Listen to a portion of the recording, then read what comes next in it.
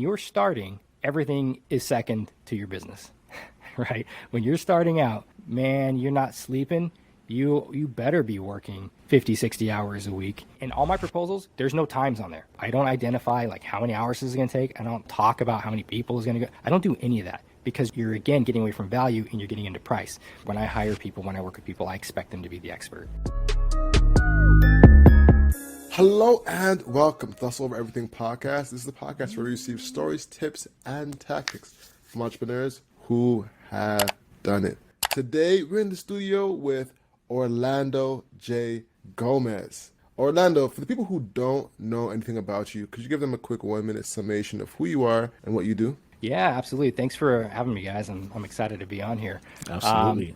I mean, okay, the quick version is I'm a nerdy filmmaker guy who loves videos, who loves storytelling. I fell into film and visual storytelling in late elementary school, junior high, when I realized that I was not cut out for sports. And so I found my people, I found my place in the arts community, in computers and in acting and in theater, and I've made a career out of it. So, young kid, couldn't fit into the sports guys, can't be a jockey, can't be anything like that. No. When did you first pick up that camera and then you started getting to work? Yeah, it's crazy because it's hard to pinpoint. So it's funny. Like started picking up a camera. My most earliest memories is probably like 5th, 6th grade, and it was like a class assignment where we had to do reading. Like we had to read a book and then do a presentation. And I asked if I could just make a video instead of like I didn't want to go in front of the class and talk to people, and give a presentation.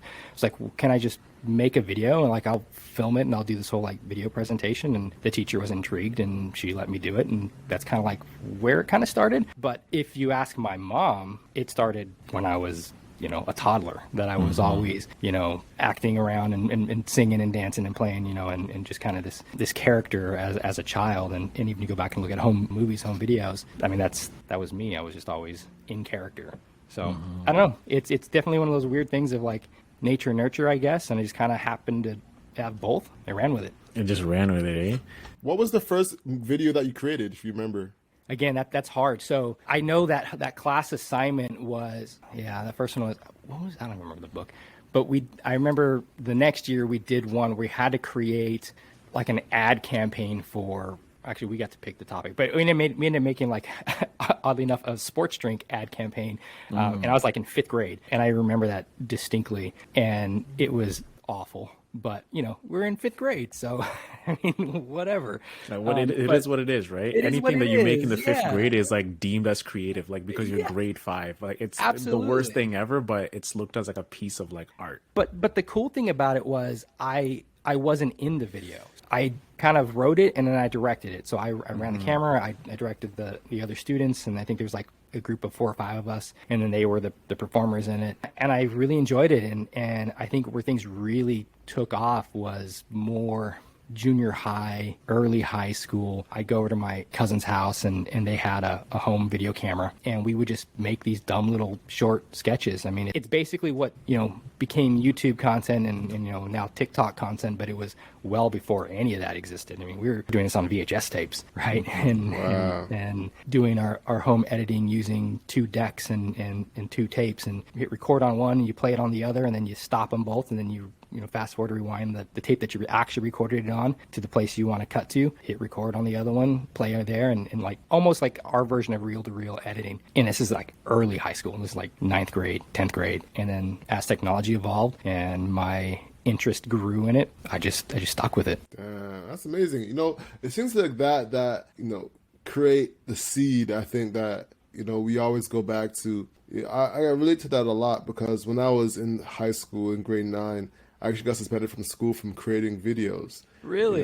Yeah, it's hilarious because I had a PSP at the time. Okay. And I don't know if you remember this, but there's actually there's an attachment, like a camera attachment. I could go on a PSP, and that was like game over for young boys at the time. Like a camera on the PSP is like, who knows what's gonna happen. So we're in this dorm room now. I went to a boarding school, and me and my roommate started like fucking around and starting to create stupid ass videos, trying to like the best kind, right? So the joke was that we got a basketball with a pump in it, right? So we pretend that like he was just walking in on me pumping the basketball, looking like I'm jerking off, and like that was like the. I'm sure we made our own version of that. I mean, it kind of That comes was with the territory. crux.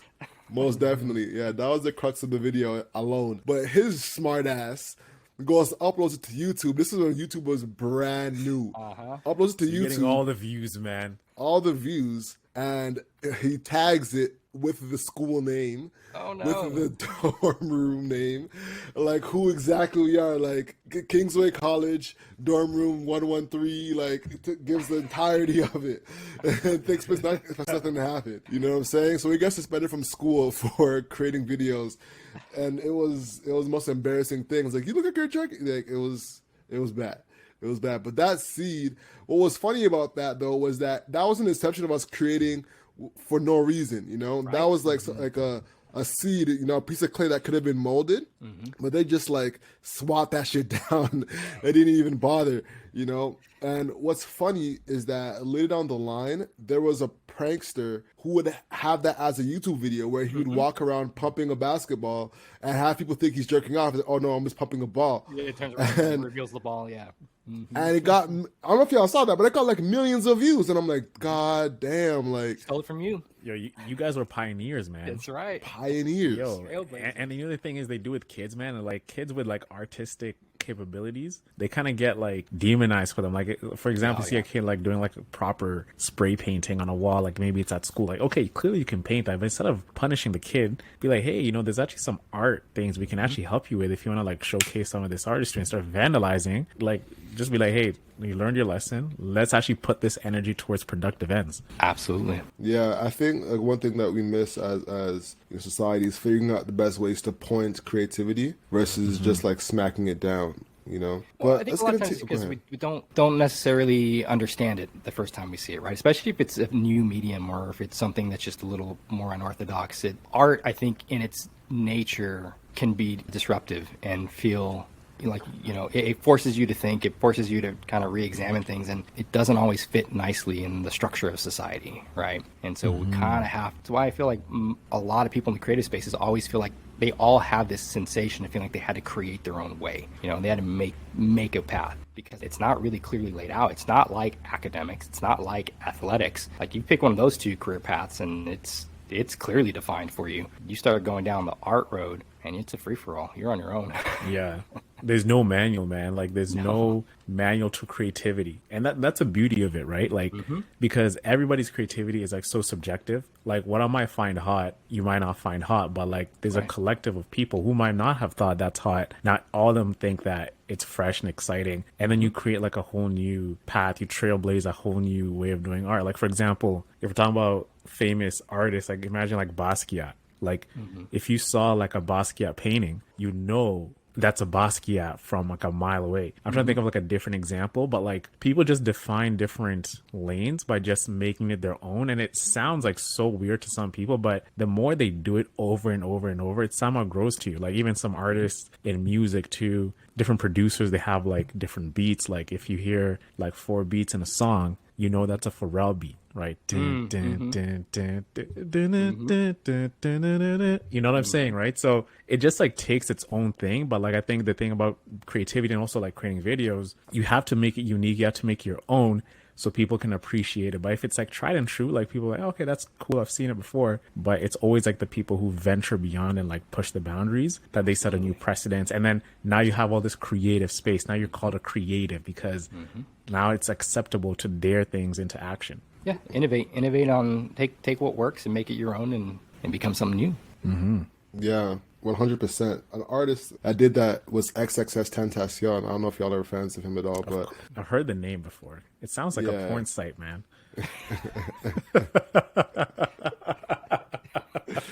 of course, it was Tentacion. you know, one of his biggest hits was using a beat that was unengineered. You know, so it would sound hella muffled. You couldn't actually listen to it in your car, right? But because he was trying to, from what he was saying, he was trying to like go outside the bounds of what normal beats would sound like. You know, And that was the one that broke his career, even though he was making music for like years before, you know. And I find that interesting, things like that. And someone actually did a test of his music on the street and asked people what they think about it, and it's like, yo, his beat doesn't even sound engineered. It's not right. This isn't good music. I make music. This isn't good.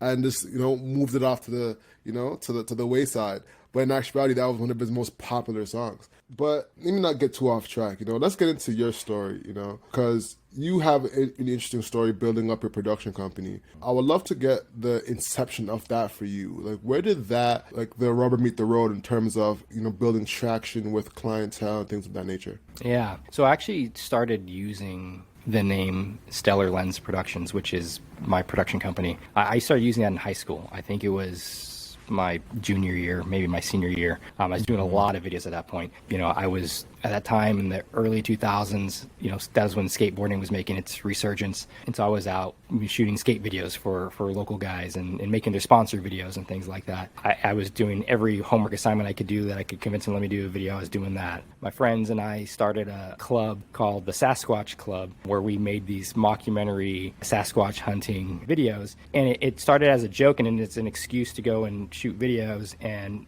it ended up becoming the biggest club on campus, to the point where the principal referenced it in our graduation speech or you know, graduation. It was kind of crazy. And so I realized really quickly that I needed to start branding what I'm doing, that there needs to be a name associated with the content that was coming out.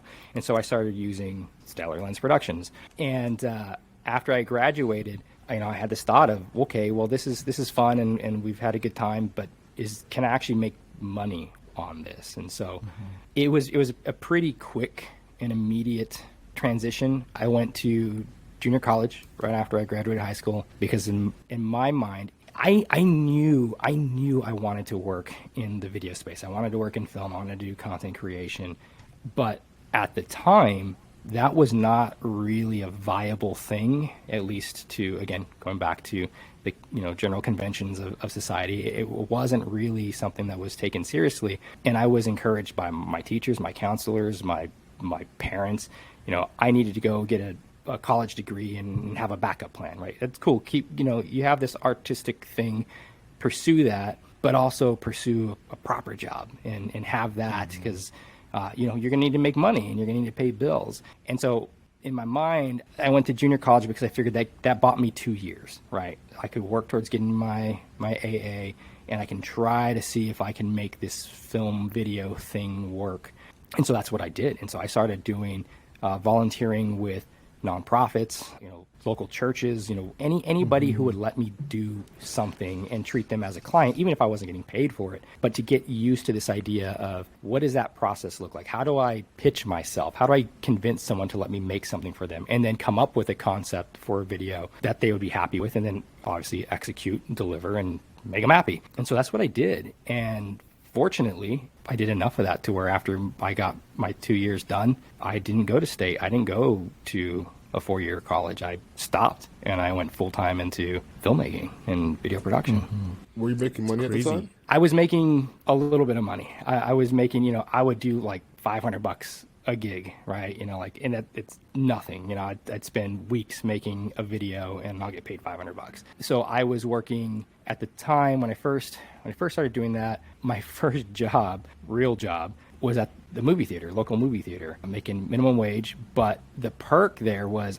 I got to watch all my movies for free, and as many as I wanted, as often as I wanted. And so, like, I was living there. I would work, clock out, walk into a theater, sit down and watch whatever was the latest movie, and just absorbing cinema and absorbing, you know, storytelling and figuring out what I like and what I don't like and why it works and why it doesn't work, why it works for me, and kind of like sussing all that out. And, you know, and then eventually I left that and because I had to make a little bit more money than minimum wage at this point. So I went to go work at a grocery store, and I was working full time there, 40 hours a week, sometimes more. And then I was still doing all my production stuff on the side. So there was a good chunk of time, a couple years, where I was easily working 60, 70 hours a week between my actual job and then building my production company. And as it turns out, I still work 60, 70 hours a week, except it's all full time on in On production. your own thing now. Yeah, my own thing on what I want to do and the jobs I want to take, and you know, that's Yeah. the pathway. You know, it's crazy you mentioned that, right? Because I read this in a book by, it's called The 50th Law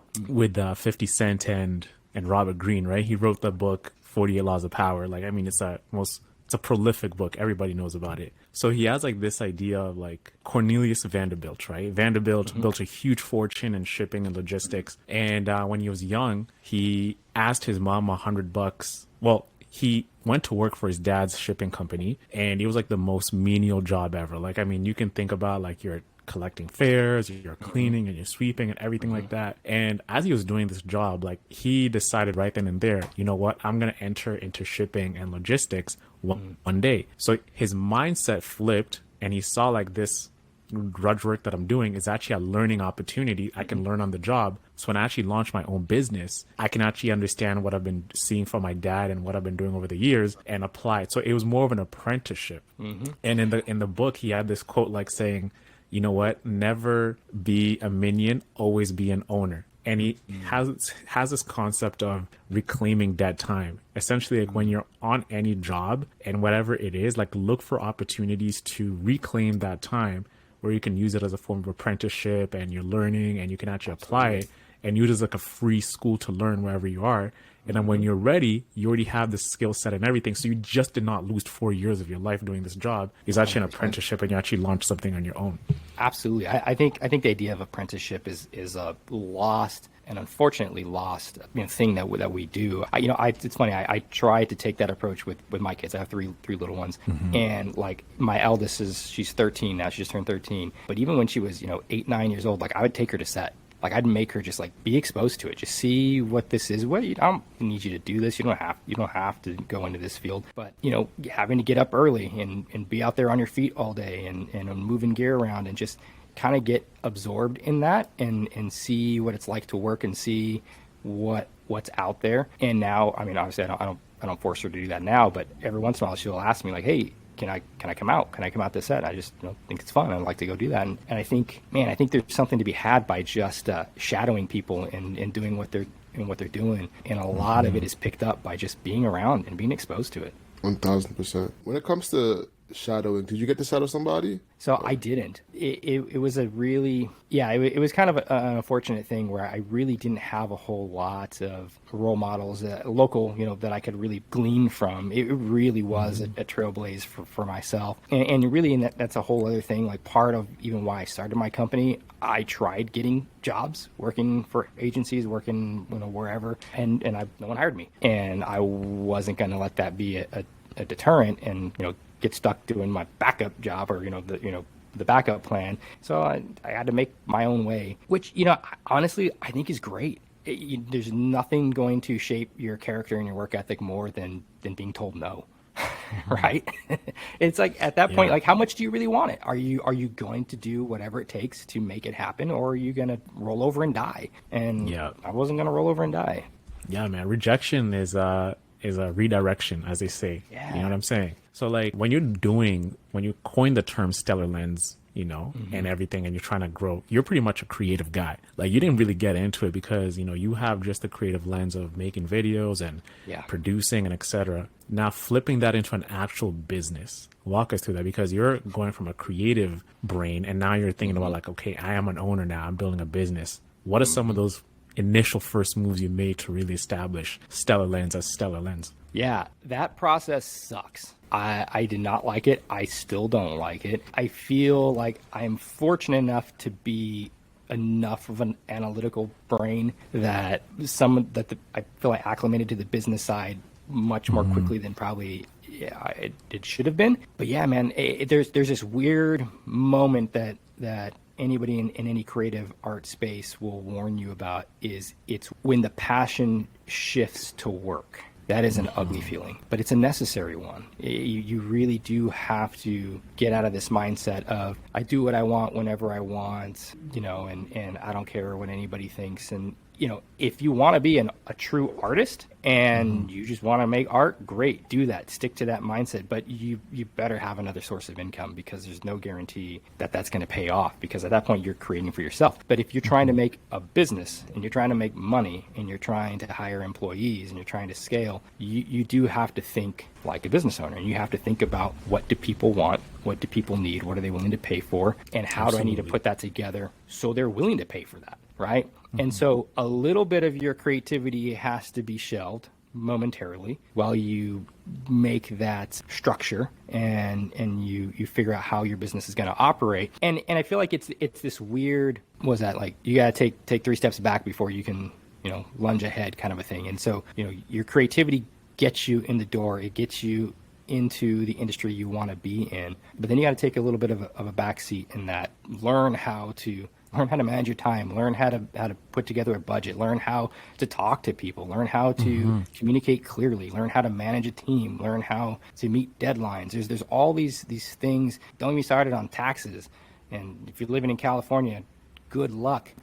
There's all these things that you have to learn, you have to figure out, because you don't have money to pay for that if you're starting a business, unless you come from a wealthy family or you have some angel investor. You got to do all this on your own, right? And then once you get all that in place, you start to build a reputation, you start to build a clientele list, and you do the work enough, then you start to claw back at that creativity. Then you can really start to lean into, who do I want to be? What do I want to make? And then you get to be more selective, right? Like, you kind of have to re-earn that initial artist space, I think. I'm not really sure how to articulate that. But I think, when you start out, you do what you want, you make what you want. You make videos of you pumping up a basketball and making it look like you're jerking off. And then, you realize you probably aren't going to sell any business owners on making a video like that for their business, and you got to stop doing that. But then, you kind of learn to weave that creativity and that humor, and you kind of smooth out those edges, and then people start to be accepting of that, and eventually you get to the point where, okay, now you can really start to push that envelope and come back to who you really are as an artist. And at that point, you kind of have pick of the litter, and you can, people know what they're getting when they come to you, and if it doesn't work and it doesn't work for them, they don't like it, or they're not going to let you do what you're going to do, they're not to hire you. They can go somewhere else. No, that's a fact. And that's the point that everyone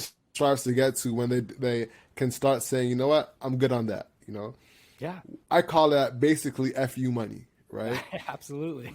There's 2 types, I am money and FU money. I am going to do that, and FU money, So let's talk about your I am phase, because I think that's where a lot of our entrepreneur audience is, figuring out how to get out of that to the FU, right? When it comes to that I am phase, what were some of the mistakes you were making?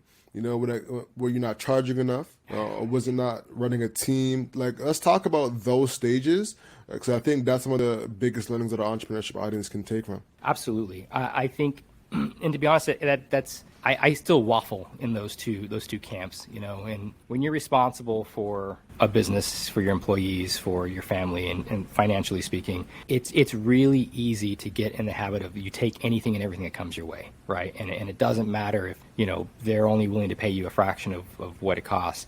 There's always someone willing to do the same thing for cheaper. Doesn't mean it's going to be better, doesn't mean it's going to be worse, but it's really about how quickly can you establish your value and then hold on to that and be comfortable in living in that. Man, I can't tell you that, like, the first time I put out like a $25,000 proposal for a job, like, I was so stressed out. Like, there's no way these people are going to pay me this kind of money. Like, I'm lucky if someone will pay me $2,000 to make a video. Like, now I'm charging 10 times that, right? And then they say yes without balking. Like, they even think like, oh yeah, we'll pay that. And I'm going, well, crap. Well, then what was the number? Yeah, what was the number they were expecting?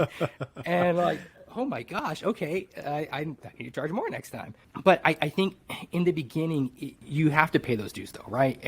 You need to build your portfolio. You need to build something that you can point to and say, this is what I do. This is what I'm good at. You can talk to these past clients, here's their contact information. Go ask them what their experience was like. Here's the work. You tell me what you think about that. And so in the beginning, you do have to take whatever comes your way, and it's kind of all over the place. But the quicker you can really identify, if you can identify your niche, and I laugh because I'm terrible at that. I love too many different things, too many different types of videos to really niche down into one thing. My thing is like, if it has a good story and you're willing to tell a good story and you're willing to do what it takes to tell that story, I'm in. But yeah, and you can really nail that down, like you said before, and have your style and you have your look, then you gotta start really trusting your value. And I think that's when you can ease into that space of, this is who I am, this is what it costs, we're not for everybody. I want to get back to you putting out a 25K proposal, because, you know, we are also launching our own agency. We've been, you know, sending out proposals to different customers. And I think the mindset when you're actually giving that proposal and it gets accepted with no hesitancy, if it's several $1,000s and they're like, yeah, sure, whatever. And it just really hits you because you sort of get like this, I don't know, I wouldn't even say if it's imposter syndrome, but it's like, now you got to deliver. Imposter syndrome. It's imposter syndrome. Like, wow, you're about to pay me all this money to deliver this. How did you manage those emotions of getting that first big proposal and then having to deliver, knowing that I don't want to look like an imposter in front of these people? Yeah, hold on. Before you go, paint the picture for us. What was the first big one, and how much was it for? Yeah. It's hard to say what that big one is because I feel like there's been a number of them, right? So I feel like I lived in this like $1,200 space forever. Like that was like my first, like, okay, that's decent money for someone starting out. I'm making $20 or $1,200, you know, per video. I could get it done in, you know, a week and a half. That's not bad, right? I want to say one of my first ones was in the 20,000 range, and man, I wish I could pinpoint an exact one. I can tell you a more recent one. The first time I made a $60,000 campaign offer, and really it was something where it's like I started reframing how I was going to approach things, right? It wasn't just, yeah, I can make a video. It was more, what is your goal with this video? What are you trying to do? And then I came back and it's like, okay, well, it sounds like you don't actually want to do this. You really want to make a campaign here. This is a multi-video project. You know, these are 3 different videos, and I think you want to talk, because this client had all these different topics that they wanted to talk about, that they wanted to touch on for their business, and it's like you can't shove all those into one video. It's too much information. It's too convoluted. You're going to end up saying nothing. You're so focused on saying all these different things, you're going to say nothing, and you're going to get nothing. So let's break it up into 3 different videos, and let's, you know, we can script it all out, and we can shoot it all in 2 days. And in 2 days, we can make 3 videos, and, you know, whatever. And it was like $66,000. And it was funny because it was one of the first times that I was very confident in what I was saying, even though I was telling the client no. I was saying, don't do that. I don't like your idea. And so like it was natural enough where I felt confident in that. But then when I had to come back and give them a number for it, I was not confident in the number, because it's like, this is a big number for one person to pay me. And they went for it, right? And they just said yes with no hesitation. They said yes with no hesitation. You know, I had a similar instance of that in December. So I actually I was being brought in by a bigger agency to help one of their clients. And I was one of 3 businesses making a proposal on this project. And when the agency told me what the client wanted, I told him, I was like, I'll bid on it if you want, but that's a really bad idea. Like, I feel bad even going in there and proposing, because this is going to be a waste of money. They're going to pay this. I'll make it because they're already contracted with you. I know you, but they're not going to get an ROI from this. And so we went round and round, and they were like, you got to get on board. You got to, you know, they're expecting, you know, rah kind of stuff. The other 2 people already said it's a brilliant idea, and they gave their pitch on how to do it. And I was like, I can't do that. I'll be your 3rd, so you've completed your obligation of having 3 proposals, but I can't say that this is a good idea. So I went into the meeting, and I told them, I said, look, man, here's the deal. I don't think this is going to work. Here's your reasons, 1, 2, 3, 4, 5. I think you're going to be wasting your money. I can't tell you how to spend your money. If you really want to do this and you really want to spend the money, you don't care about the lack of ROI, I will make this video for you. I'll be happy to take your money. This is what it costs. But if it were me, this is what I would do instead. And guess who got the contract? I did. And I didn't do what they wanted to do. They did what I wanted to do. It's crazy. And did you feel like you grew more confidence by actually taking charge of like a client's request and spinning it back on them? Like, hey, listen, we're gonna do it. We can do it your way, we're gonna do it my way. What confidence does that give you? Because you're taking someone else's business and totally just controlling it, and they're paying for it, and they pretty much, okay, you can have input, but I have 90% of the nothing is more frustrating and difficult than working with a client who, one, has bad ideas, and then two, insists on doing those bad ideas and doesn't listen to you. And it could just be my personality. I'm the kind of person, when I hire someone for a job, mechanic, my toilet's not working or whatever, if I'm hiring somebody to do something, I don't want you to ask me anything. I want you to do what needs to be done because you're the expert. That's why I'm paying you. So figure it out, do it. I don't ask me my input. If I had input in it, I would do it myself. Clearly, I don't have the ability to do it. So just go do it. So I kind of have that attitude, and I expect that from my clients of you hired me to write you a script and produce you a video because you recognize I'm the expert here. So then when I tell you this is what we need to do and this is why we need to do it, I don't want you to fight me on that. I mean, there's some things where it doesn't matter and it's semantics or it's whatever. There's minor things and you pick and choose your battles. But I think I do have, that's a big part of where I think my confidence comes from. But more than anything else, like I genuinely, and I've learned how to articulate this. I genuinely want my clients to succeed. I want them to make money. I want them to make a lot of money because I want them to come back and spend more money with me. And that's only going to happen if I deliver something that is effective and works and is profitable. And I'll tell them, like, I can't in good conscience do this for you because I feel it's going to fail. And you're going to blame me when I know it has nothing to do with me. It has everything to do with the fact that you're doing something that is patently not going to work, and you're insisting on it, and you're demanding that I give it to you anyways. So that's not on me. That's on you. But you're not going to see that. Your pride's not going to let you see that. You're going to blame me for that, and I'm going to lose business going down the road. So I'd rather just not have the headache and not have my reputation ruined, and I'd just rather not do it. So I think where things changed for me was when I can more politely articulate that. And then I think that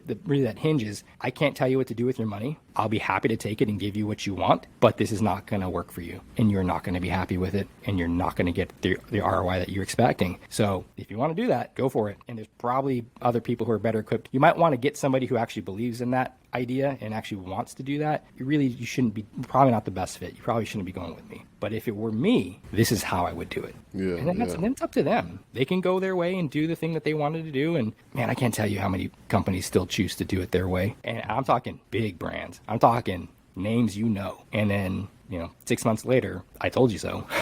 Yeah, that's a fact. And one thing that's interesting about that is, like, in those moments, you kind of have to bet on yourself and see what happens a lot of times. And as creators, you have this, this devil on your shoulder telling you, hey, if they say no, you could be losing a lot of money. You got to pay for your kids' meals.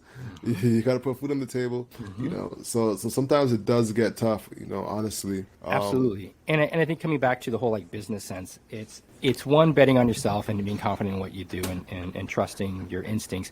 But I think, again, that's where having that strong business sense comes into play, especially in the area of budgeting, right? You can be a little more risky and you can be a little bit more stubborn and choosy if you learn how to establish a livable budget that's not just on your business, but on your personal life as well. And like, it doesn't matter how much money I make this month. This is what I'm spending. This is my spend budget. And then, here's a little bit of extra for, on a good month, I'll go on vacation, have a good time, whatever. But if you do that, those months and you pocket the money on those months that you make, and you make a ton of money, you can afford a couple months of refusing clients because it's not right, and making less money because you have that saved up, right? I call it feast and famine. Some months I'll make $50,000-$60,000 in a month. Some months I'll make $5,000 in a month, right?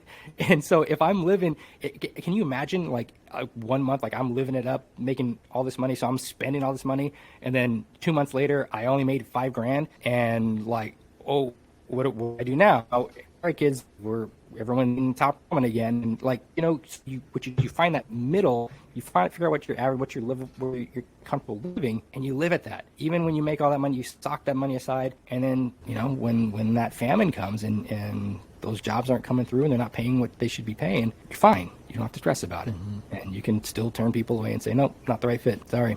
Yeah, no, most definitely. One thing you said that stuck out to me was, this video won't drive ROI for you. you know? So in your opinion, what makes ROI generating video? So what makes a video generate ROI? Yeah. Being clear, making sure your call to action is very clear and what your offer is. But I truly believe more than anything else that you have to make an emotional connection.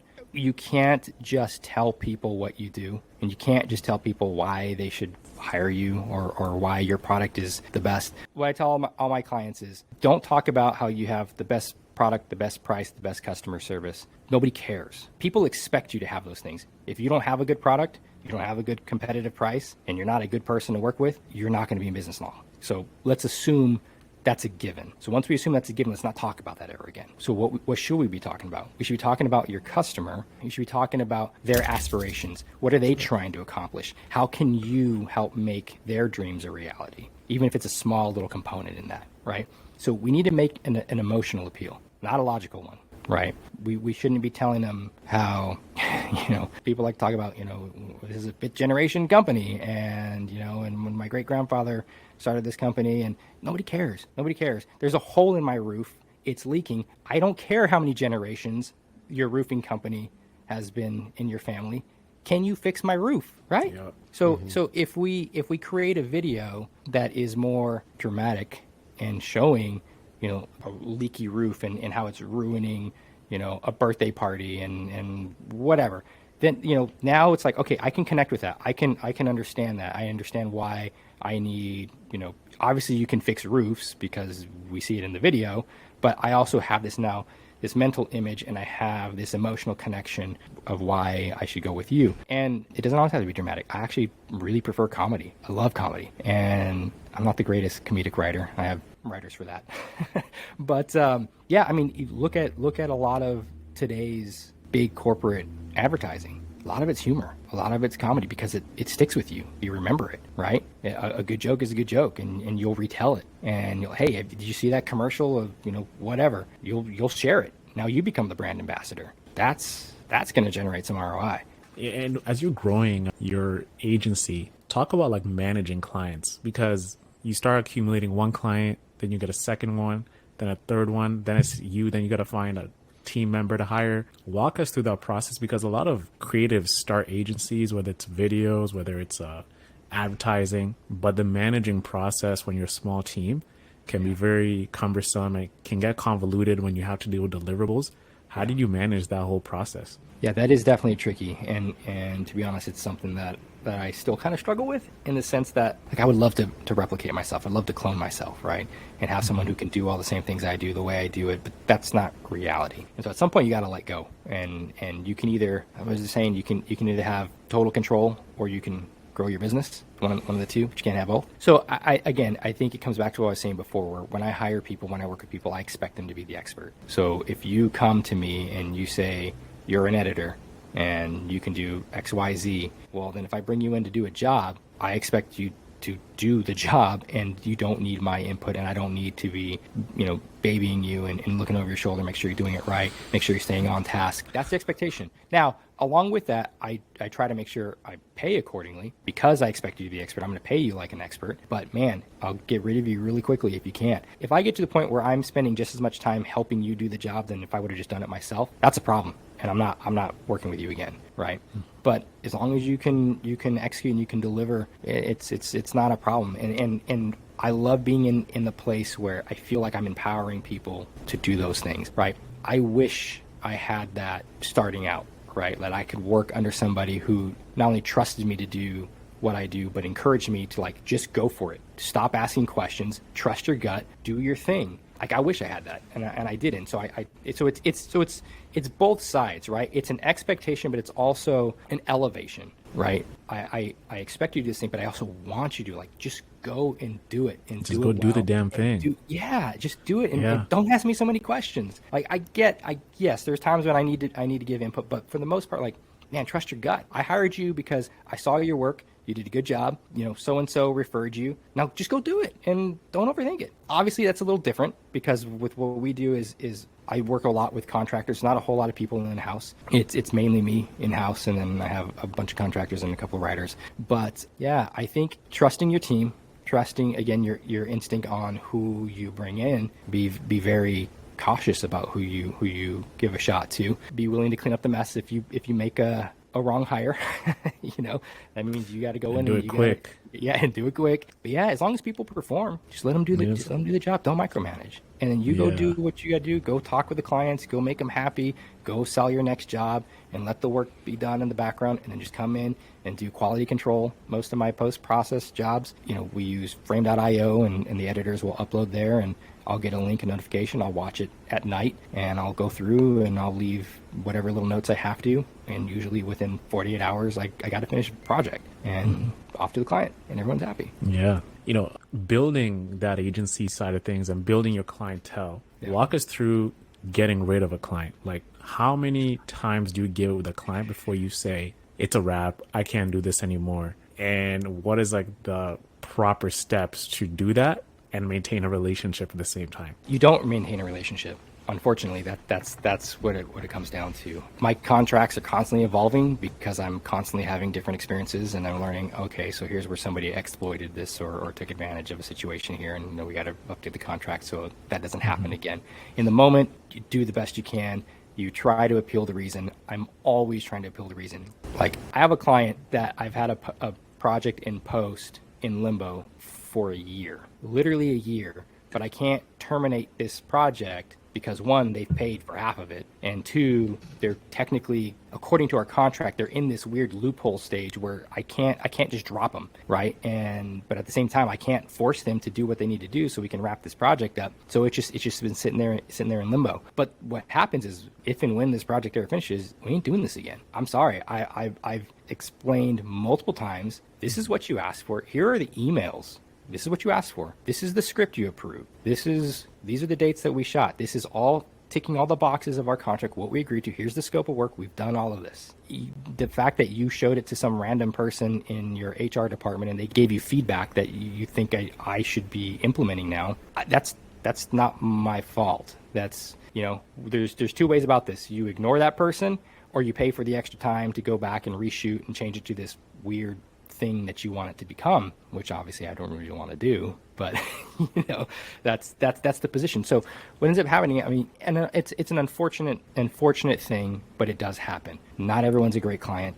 Not every business deserves your time and your dedication. The way I look at it is, I should know what it's called. My wife works with in childcare, and she's an early childhood education major. You know that like goo stuff that like putty stuff that in your hands, like Gerber? I don't know. It's this substance where it's like liquid, and like if you don't move your hand, it like runs through your fingers. But as soon as you start to slime, move it, it's a type of slime. It's a type of slime. Anyhow, it's a type of slime where it's very fluid. If you don't move your hand, it'll run through your hands. It's like water, but as soon as you start trying to move it, it hardens up like really, really stiff clay. And so it's like this weird, so you kind of mold it, you kind of form it, and then as soon as you stop moving, it just turns to liquid and wash and kind of goes away, and then you put it back. Anyhow, I feel like I'm that substance with my clients. The more mellow they are and the more easy they are to work with, the more I'm willing to do whatever to get this project done. I am happy to go above and beyond. But as soon as you start clenching your fist and you start making life difficult for me, I don't want to do anything for you outside of what my contract demands, right? Yeah. And so when you start running into customers, into clients who are like that, who are nightmare customers, the only thing you can do is execute your contract to the letter and then get out. Don't work with them again. Or you set new parameters and you make it very clear, if we do this again, you will not do X, Y, Z. It will go this way. But chances are you're so emotionally scarred and furious, and they probably didn't have a good experience. It's better just to you don't want to come back again. Yeah, you don't want to go back to that. Orlando, that's another crazy thing. It's like when you go into business, especially, and I'm learning too the hard way too, especially in the agency world, compared to building like a product-based business. Let's say we're selling iPhone cases and we got to deliver and we're shipping out 400 cases a day to customers all over the world. We don't know these people, but they're buying this thing. But then in the client world, sometimes you're escaping the working world like a 9 to 5, but also at the same time it feels you're actually working a 9 to 5 because there's all these tedious demands that seep into your personal life at the same time. Like, okay, after work they're hitting you up. At night they're hitting you up. And it's defining boundaries at the same yeah. time. And you're like, how am I even letting you in this part of my life right now? You know what I'm saying? And then you start 100%. thinking about, like, if this was like a product based business, you know, we pay for advertising, we ship it out. The least thing we have to worry about is just like a customer service request, do a return and do a refund and whatever. But client work is a whole different beast, man. And like, 100%. this is all for the people listening too. You really have to calibrate your mind differently as an entrepreneur to what you're doing. There's a lot of managing people, a lot of emotional control. It's you have to learn how to manage the business, the work, and the person at the same time, which is a whole different beast. But the thing is, the payout is different because if that case costs $20 retail, I have to sell more to make maybe the $5,000, $10,000 a client is paying me. So I've recouped all of that, all those sales, and I'm doing it for one client. So it's a different stress. So you have to choose Absolutely. what kind of game you want to play. 100%. I feel like product-based businesses is the easiest thing to sell. If you have a product, it's easy to sell. It's easy to market, it's easy to sell. But you're right, your profit margins generally they're small, so you have to sell quantity, right? It becomes a game of volume. When it's a service-based business, like an agency, like a creative service, then it becomes a matter of value, right? And I can choose to have 100 clients all paying me $1,000, or I can have 2 clients who pay me $50,000 a piece. Either way, I'm getting $100,000 if I do my math right, and hopefully I did that right. You know what I mean? So like both ways work. Which model do you want? Now, obviously, the client who's only going to pay you $1,000, you're going to give very minimal effort. If you have 100 clients to manage and they're only paying you $1,000 Absolutely. each, you're only going to give them so much time, so much energy. But if someone's going to pay you 50, that's a different story, and it takes a whole different level of dedication and accessibility, and it just scales from there, right? And so, but that's up to you. You decide what that service package looks like and what you want it to be and what you're willing to do. Yeah, it's like if you put a X and Y axis between the charging and the and the level of headache I'm gonna get from this, you kind of realize that the less you charge, the headache meter is like all the way up to freaking Pluto. You know what I mean? And then the more you charge, like the headaches go lower because they're like, okay, we're paying you this much. We're gonna trust you to get the job done. 100%. And that was a very hard thing for me to come to terms with. I always had this outlook that the less I charge, the easier the job should be, because you should ask nothing of me because I'm doing this for so dirt cheap. You better You're doing leave me them a alone. favor. Yeah, I'm doing you a favor. Let me do what I do. Don't even give me any feedback. Don't give me any notes, whatever. The reason those people tend to be a headache is because the reason they're not paying you a lot is because they don't value what you do. They think what you do is cheap. They think what you do is easy. And that's why I'm only paying you pennies for your work. And so they're going to treat you like you're worth pennies for your work. When you give somebody a big ticket proposal for their job, they look at that and like, okay, this person means business. They know what they're doing. I like their work. I like their proposal. Yeah, here's the money. Make it happen. Those people tend to be the easiest clients to work with. They demand nothing. I mean, outside of maybe tight deadlines, but they tend to be far more, not flexible, but just understanding. They're easy to work with. They get you what you need when you need it because they know they spend a bunch of money, so they want to get this thing. They expect excellent work regardless. Yeah. That's the only thing they want, and they'll leave you to do whatever you got to do. No, make it happen. And you tell me what you need, and if you need something to make that happen, I'll get it to you, and I'll get to you quickly. So again, that is so hard, and I'll be honest, like I struggle with it at times. It's just this idea of flipping that switch in your head from having a price for your work and having value for your work. And the sooner you can learn the difference between value and price, and then you can learn how to articulate that to your clients and explain your value to them, better off you're going to be. Elaborate on that. How you explain your value. Matter of fact, let's play a game. Sure. I'm Mr. Client. You're Mr. Service provider. Yeah. I'd like a video from you. Yeah. Awesome. So what are we going to do, like a role play? Hi. Okay. Role play, yeah. exactly. Hi, my name is Alejandro, and I run Genesis car dealership, and I'm looking for a banger video to run my Facebook ads and YouTube pre-roll ads. Absolutely. What you got for me? Why a video? I mean, just to start from there. Like, why do you want to do a video? Why don't you just do like you know, just a text copy photo campaign. I mean, it'd be a lot cheaper to just pull some stock photos and throw some copy on an Instagram ad. The algorithms are really respecting video more than they are images right now. Awesome. So Yeah. Okay. So you want to play the game with the algorithm. Good luck. No, but but seriously. So okay. So it tells that means you're wanting to get in front of more people. You want more people to reach out to you. What's your goal with the video? What do you need it to do? yes, we want to drive net new people to our Genesis dealership.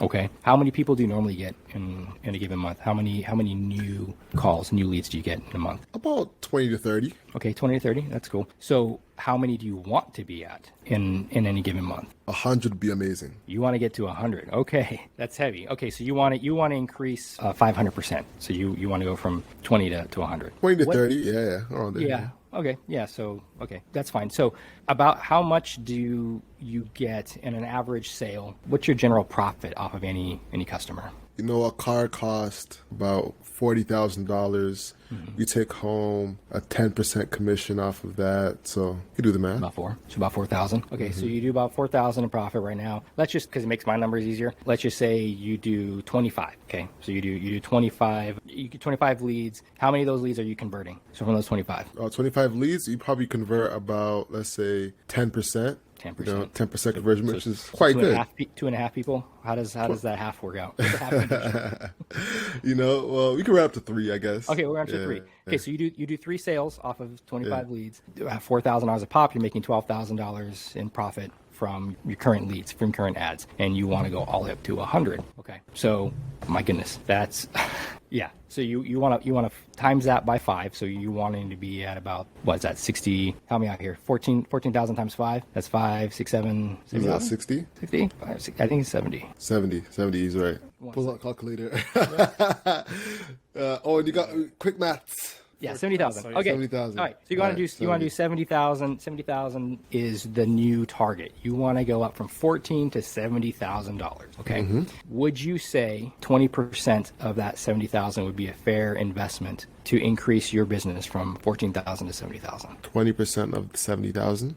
Possibly. So that'd be 14,000. So basically, if you spent the 14,000 that you currently make every month to make 70,000, would that be worth it for you? It would. If it converts, it would. If it converts. Yeah, and there are no guarantees here, but that's the idea that we're trying to get to. Okay, so if I said I can come up with a proposal, I have to go and talk to my team. We got to do some creative brainstorming to figure out what that product is going to look, what that content's going to look like, what that ad's going to look like. But if I can come up with a solution for you that's going to get you $70,000, you know, obviously, and that's the other thing too. This is going to take some time. This is going to happen overnight. We're going to need, you know, time to create it. We're going to need about 2 months to create this. We're going to need about 3 months of implementation. So you're looking at about 5, 6 months from now, you're going to start to be in that range, making $70,000. Are you willing to pay $14,000 for that? It's quite a bit of money, but I think I might be able to stomach it. You know, now what if it doesn't convert? That's the risk of investment. But I can tell you, there's a reason why I'm still in business after 18 years, why I still have people coming back to me, and I can't make you any guarantees. I can do my best to make sure that we mitigate those issues. You know, but I can't guarantee you that you'll hit those numbers. But I can guarantee you this: you're not going to get to $70,000 if you do nothing. Okay. That was like the knockout punch right there.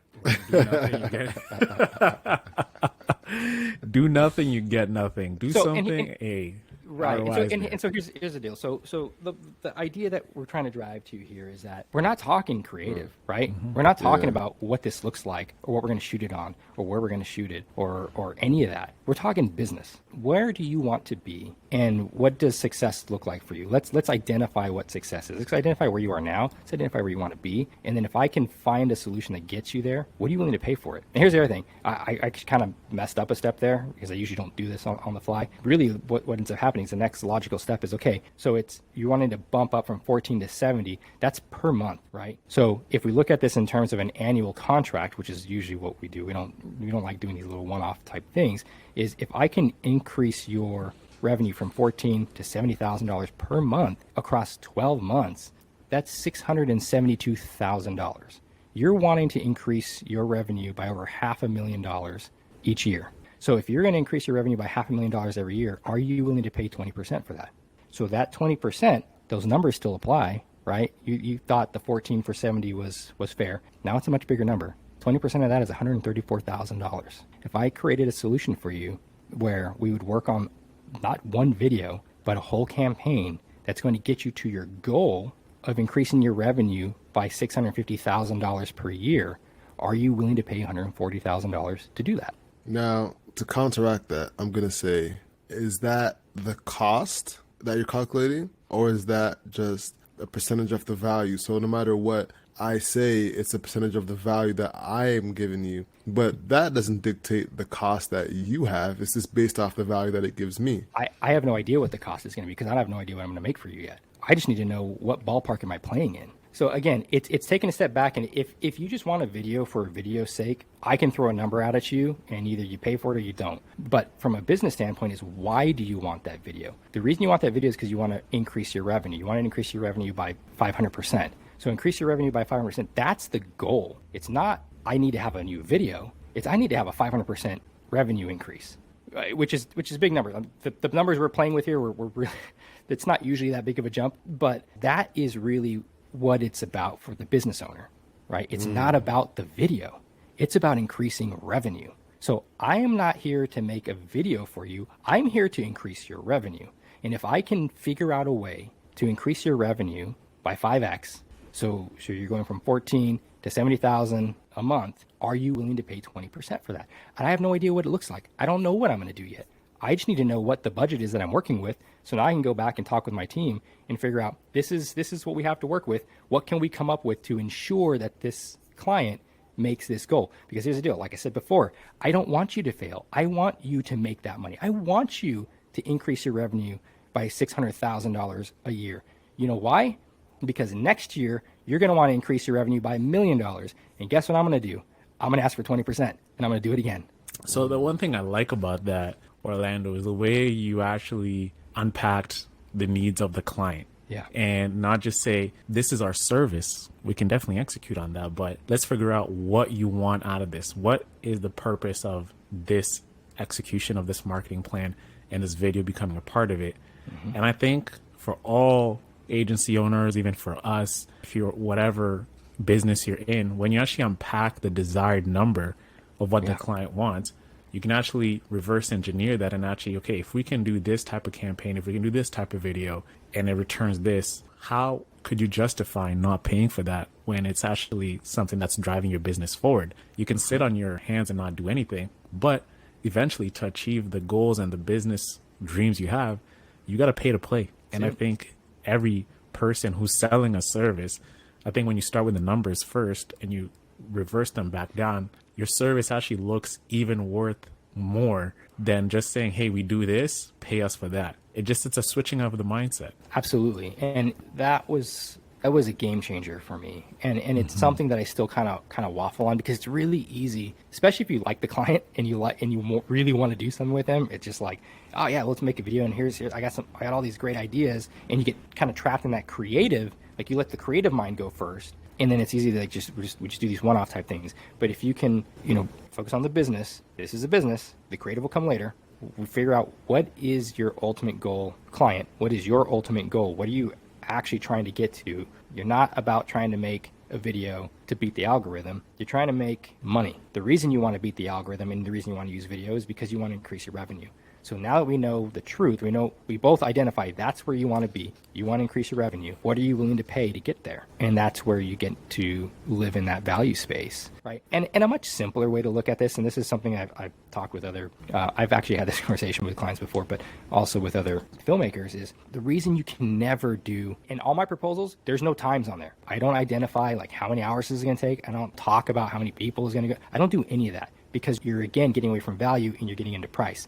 The reason you don't do an hourly rate in a service-based industry is because, one, you're simplifying it down to, there's just like this arbitrary cost for the service. But the way I always phrase it is, so I've been doing this for almost 20 years now, okay? I view myself as an absolute expert in it, and let's just take video editing. So if we broke down video editing to, it's going to take 20 hours to do this video, and we try to put a dollar amount on that and you say, I don't want to pay more than, $20 an hour for video, right? Because that's what this other person said. Well, what ends up happening is because of my experience, it's not going to take me 20 hours to do this. It's going to take me 7. So if we break this down to an hourly rate, what? Because I'm the expert and I can do it much faster and I can do it better and we're not going to need 7 rounds of revision, I should get paid less because you want to pay an hourly rate? So it's almost like you're incentivizing that I suck and that I mess up, and then we have to do 5, 6, 7 rounds of revision, and each time I'm going to bill you at 2 or 3 hours to make those revisions,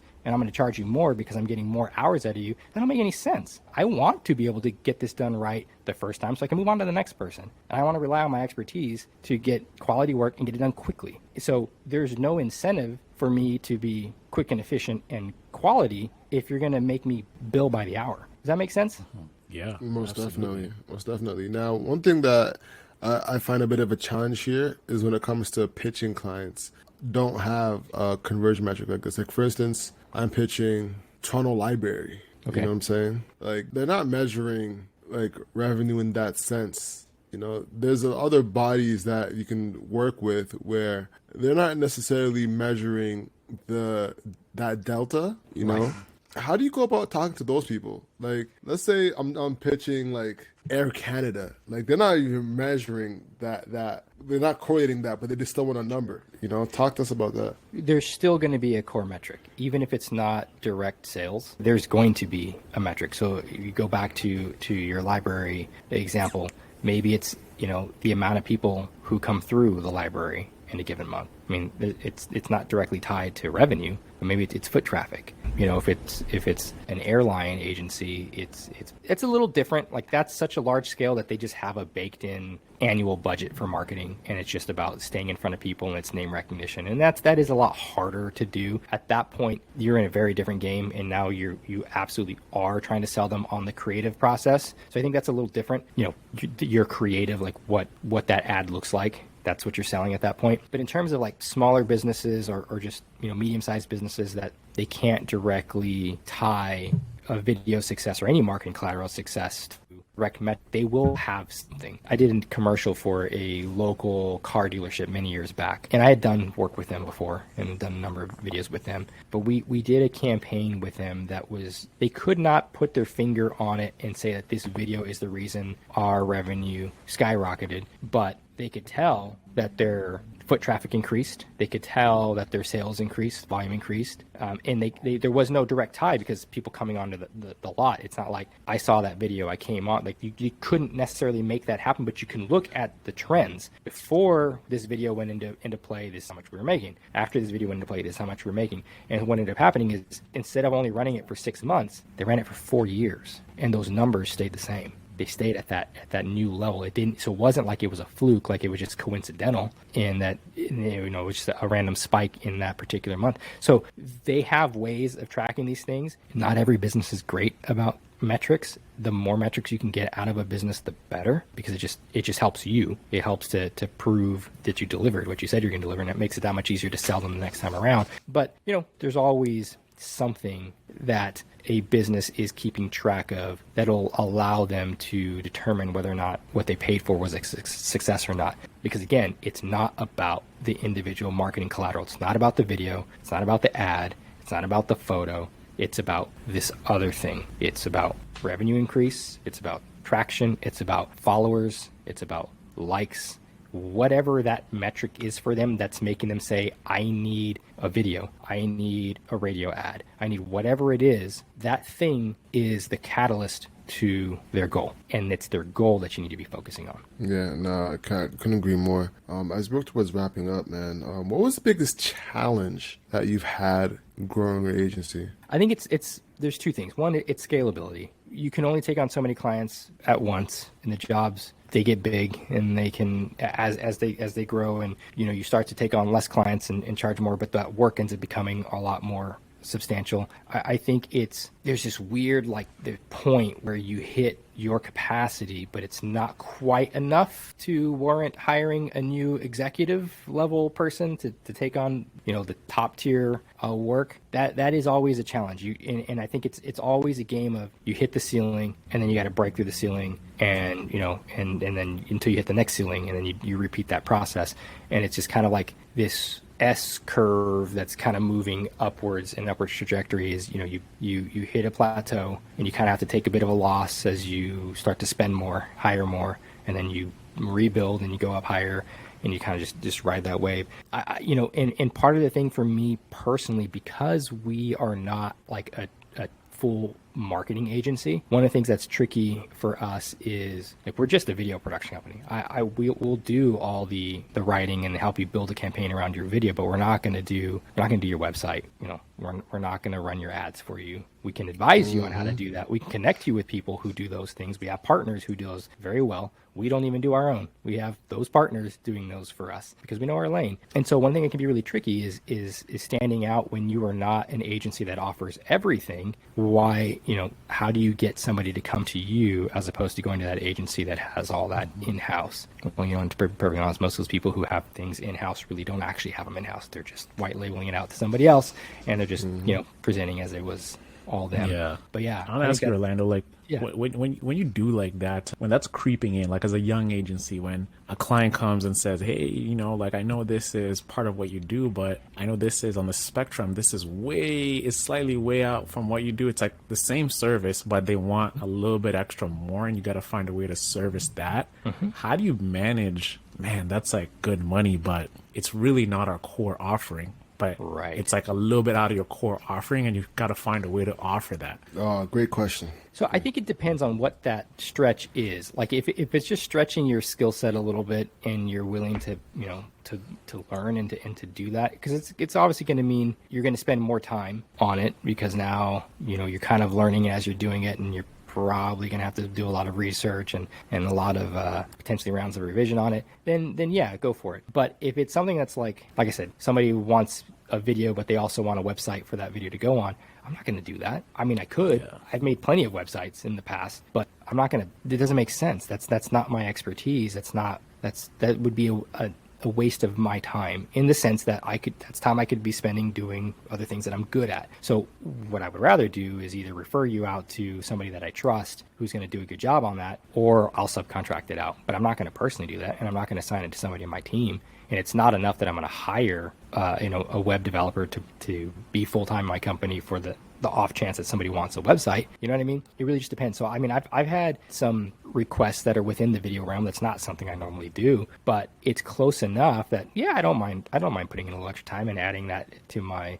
my tool belt in terms of video work that I can do. If it's a little more After Effects heavy, motion graphics type stuff, or a specific type of camera work. I think that stuff comes up all the time, and it's whether or not you're willing to do it, or whether it makes more sense to your time and your expertise to send that elsewhere. Yeah, I heard there's a podcast I listened to called The Friend Zone, and Fran on the show says, there's a difference between our project being not for you and being different for you.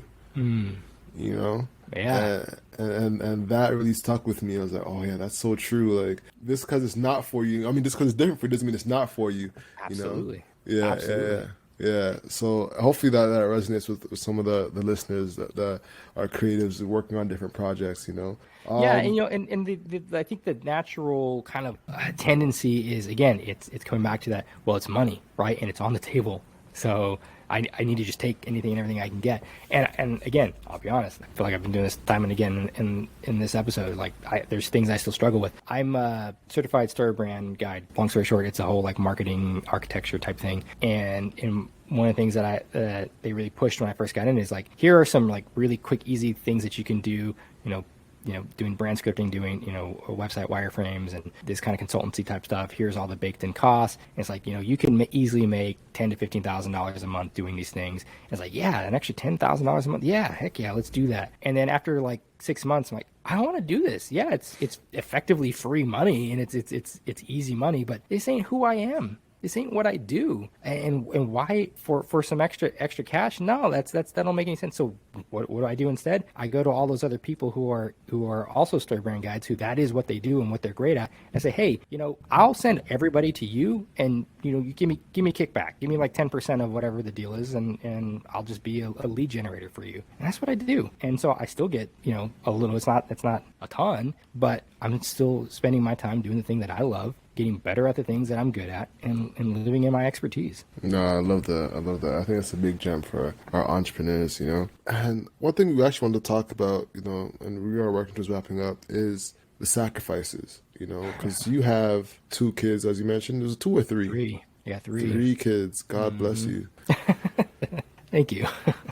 What are some of the challenges you've had to deal with, balancing being an entrepreneur and a father? It's difficult in the sense that your work can consume you if you let it. Because it's something that we do because we enjoy it, because we like it, because it's a passion, it can easily overwhelm everything else. I have always been incredibly intentional about making sure that my work does not come at the sacrifice of my family. I put things in perspective, that I do what I do for my family, right? My wife many years back decided she didn't want to work anymore. She wanted to be, as our kids were, we had our 3rd kid. She's like, I want to be mom. I want to be home. I want to be with them. I want to spend as much time with them. It affords that opportunity. It affords them to take, piano lessons, and my son to take, we were doing like karate for a little while, whatever, that kind of stuff. It keeps food on the table, roof over the head. It allows us to go to Disneyland once a year. It allows us to go up to, we just got back from the mountains last week. We spent a week, we just decided, hey, you know what? We need a break. Let's go. We're going to go up to the mountains. It's snowing. We're going to get some snow in. We're going to be there for 5 days. My work allows for that if I take advantage of it and I allow myself to be present for it, because it's very, very easy to be in the office 10 hours a day. There's always work to be done. There's always new clients to pursue. It never ends. So you have to put those personal boundaries in place. And so it's funny, because I think most people talk about, when they think of sacrifice, they think of sacrifice in the sense of like, you need to go without, and you need to sacrifice time with the family. You need to sacrifice, all these other things, which is absolutely true. I am a huge advocate for, when you're starting, everything is second to your business. Right? When you're starting out, man, you're not sleeping. You better be working 50, 60 hours a week. You better be grinding. You better not be buying a nice fancy car. You better be driving around in an old junker that's barely holding it together. You better be living on a tight top ramen budget. I mean, you do what you got to do to get your business off the ground. But once your business gets going, you need to reframe and remember what's important. And hey, I mean, that could be you. Maybe it is business and nothing else, and it's about making that next zero on your paycheck. Great, go for that, and sacrifice what you have to for that. But for me, family is incredibly important. Like I said, I got 3 kids. I love them dearly, and I want to be there. I want to be a part of all that. And me doing what I do affords me that opportunity. And so everything else is on the table. Family's not, at least for me. Amazing, man. Yeah, I love that. Wise words. It's easy to consume them, but it's one thing to always put them into practice, because this work stuff can snowball, especially when you're in the flow state. 1 hour goes, 2 hour goes, 3 hour goes, 4 or 5. Yeah. Before you realize, right, it's like 2 a.m. in the morning. And it just comes at a cost of like what you love to do, and also paying attention to the people around you that love you and give you that energy to keep going. Absolutely. And here's the deal. I mean, sometimes you have to do that. So one of the kind of rules, I guess, that my wife and I get better way to say is a deal that my wife and I has, is when I look at my schedule, nothing catches me off guard. I know what's coming up. I know what my workload's going to look like for the next 2, 3, 4 weeks out. If I see that we're going to be going into what I call a marathon sprint, where I'm going to be sprinting 100 miles an hour, but it's going to happen for a very long time, like, I give her a heads up. Hey, in 3 weeks, you are not going to see me for 8 days. I'm going to be so involved in this. I'm going to be out of town for this. This is going to lead into that. I'm not going to be around. So what do we have to do now in the next 2 weeks? Like, do we need to go on a trip? Is there something I need to get done around the house? What do you need from me so I can prepare for that? And I can have that relational equity, that when we get to that point where I'm gone and I'm going to be in it 100%, it doesn't ruin what we have at home. And I can come back and you don't feel like I abandoned you, and you're not resentful, and you don't hate my business, and we can go right back to what we were doing before. So that's a little more of a marital tip, I guess, more than a business tip.